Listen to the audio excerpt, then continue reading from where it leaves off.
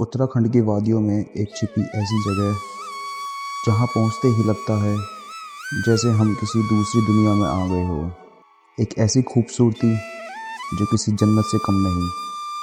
पहाड़ों की ऊंचाइयों पर बसा एक बेहद खूबसूरत हरा भरा बुग्याल और उसके ठीक बीचों बीच महादेव का वो पवन धाम जिसके पीछे खड़ी है उत्तराखंड की सबसे ऊंची और मैजेस्टिक चौखंबा पीक। ये नज़ारा इतना मैजिकल है कि यहाँ की हवाओं में भी आपको महादेव की मौजूदगी का एहसास होने लगता है। लेकिन इस स्वर्ग जैसी जगह तक पहुँचना इतना आसान भी नहीं। यहाँ तक पहुँचने के लिए आपको पार करना होता है लगभग 18 किलोमीटर का बेहद कठिन और बेहद खूबसूरत ट्रैक। ये रास्ता जितना आपको थकाता है, हर मोड़ पर दिखने वाले नज़ारे आपको उतना ही सुकून देते हैं। इन सभी मुश्किलों को पार करके जब आप इन पवन घाटियों में कदम रखते हैं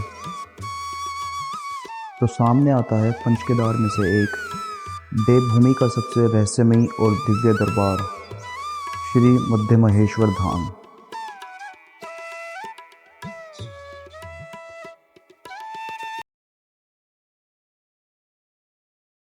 हर सफ़र का मकसद कोई ठिकाना नहीं होता।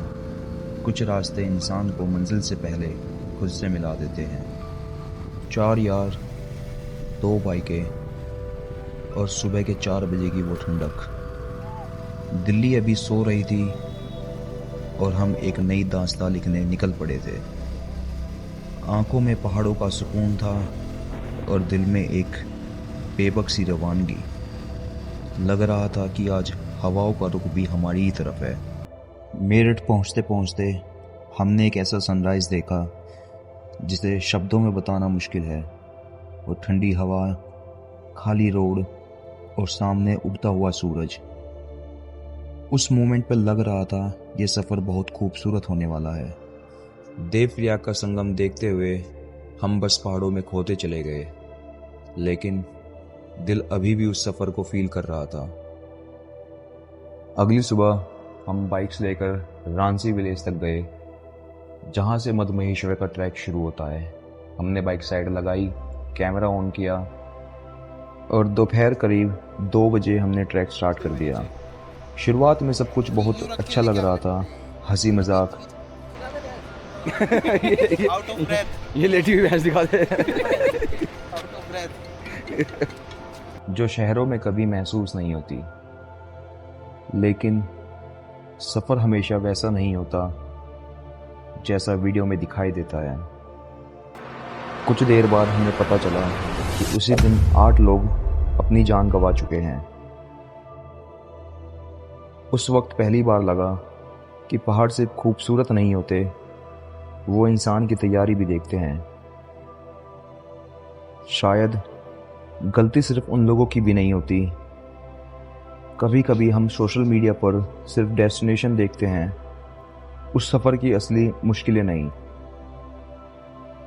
हमने फिर भी आगे बढ़ने का फ़ैसला किया, लेकिन धीरे धीरे सांस भारी लगने लगी थी। हर मोड़ पे रुकने का मन करता था और हर किलोमीटर पर बॉडी थोड़ी और थक जाती थी। हमने सोचा आज रात कहीं रुक जाते हैं, लेकिन बहुत कोशिशों के बाद भी हमें रहने के लिए कोई जगह नहीं मिली। हर जगह बस एक ही जवाब था, रूम फुल हैं। हमने सोचा थोड़ा और ऊपर चलते हैं, शायद वहाँ कुछ मिल जाए। लेकिन पहाड़ कभी कभी इंसान की सोच से भी ज़्यादा खामोश होते हैं।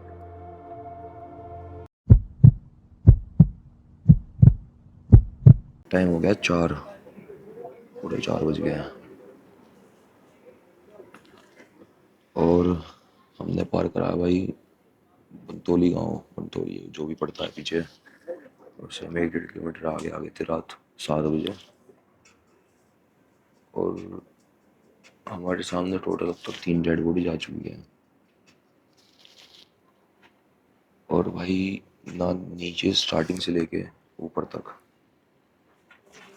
कहीं पे भी कोई स्टे नहीं है, कहीं पे भी दूर दूर तक भी ना कोई कैंप, ना कोई स्टे, कुछ भी नहीं। अब भाई सिचुएशन ये है ना, खाने के लिए है यहाँ पे ना पीने के लिए पानी है, ना खाने के लिए कुछ खाना है, कुछ भी नहीं है भाई यहाँ पे, कुछ भी नहीं है। अभी हम फिलहाल रुके हैं भाई, एक दुकान थी यहाँ पे, वो बंदा दुकान अपनी बंद करके गया यहाँ से, और उसकी तिरपाल लेके उसकी तिरपाल के नीचे बैठे हैं, क्योंकि पीछे बारिश होती है रात को। उसकी तिरपाल लेके बस ओढ़ के बैठे हैं उसे।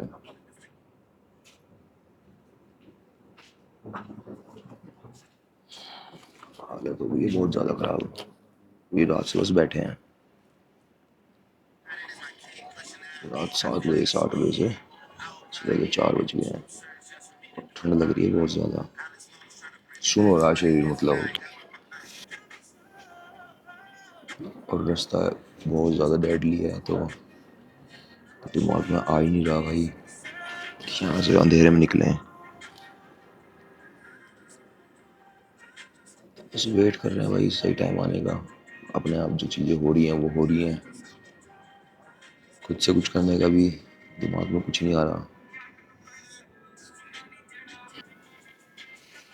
ये है भाई, इसके नीचे डंडी लगा रखी है अपनी, इसके नीचे बैठे हैं।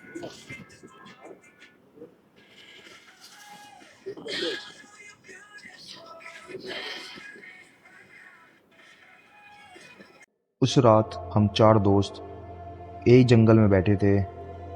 न किसी से बात हुई, न किसी को नींद आई, बस हवा की आवाज़ थी और एक अजीब सी खामोशी।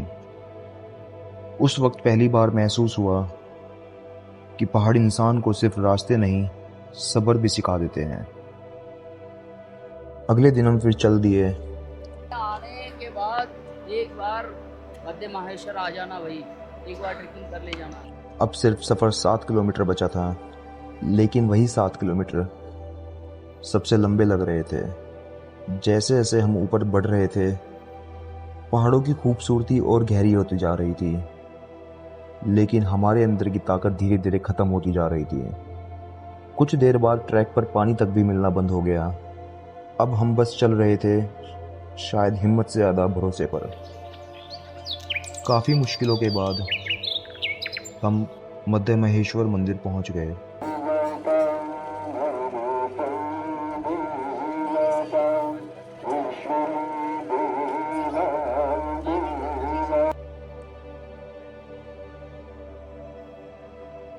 लेकिन वहां पहुंचकर भी स्ट्रगल ख़त्म नहीं हुआ।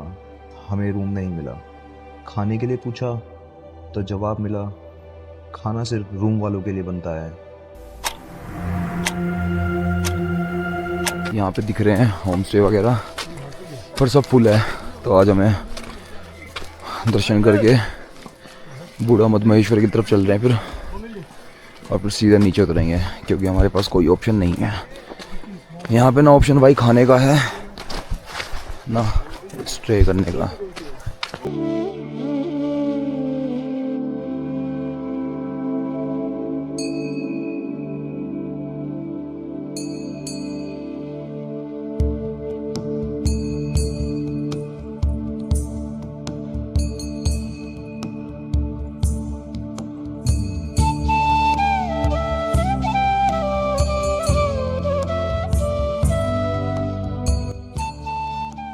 भोले बाबा के दरबार में सिर झुकाया तो आंखें नम थी, पर दिल हल्का था।